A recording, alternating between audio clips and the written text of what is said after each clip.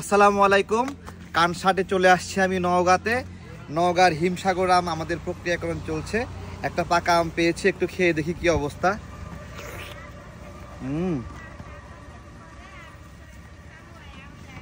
একবার পেয়ে গেছে, মাশাআল্লাহ। রংটা দেখছেন? হ্যাঁ,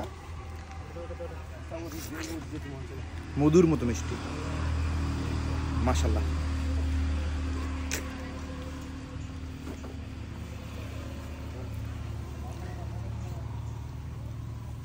চারটা 1 কেজি রূপালি আম, 3টাই কেজি হবে। কিছু কিছু না, সবগুলো 3টাই কেজি হবে না, ধরে নিলাম 4টাই কেজি।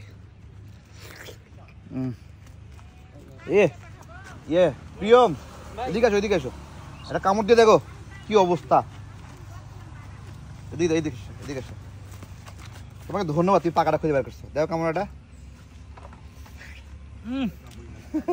সাধারণ আমরা আম অ্যাকচুয়ালি বলি কাস্টমারদেরকে ফ্রিজে রেখে খেলে আমটা বেশি মজা লাগবে।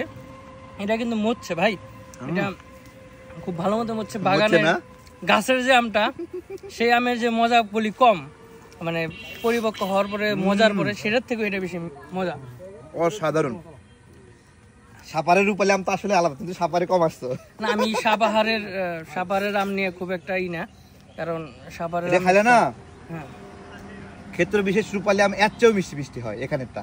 না, আমি ওই কানসাটের রূপালি দেই, ওই কি বলে। আচ্ছা, 5-6 প্রিয়ম হলো জিফাটের, আর আমি হলো আমার পেজ থেকে বিক্রি করি।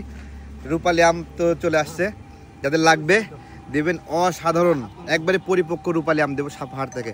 সাপাহারের রূপালি আম হলো সেরা রূপালি আম, দামেও একবারে ভালো দাম দেবো। ইনবক্সে নক করেন 01557 136726। খুব ভালো মানের আম দেবো ইনশাল্লাহ।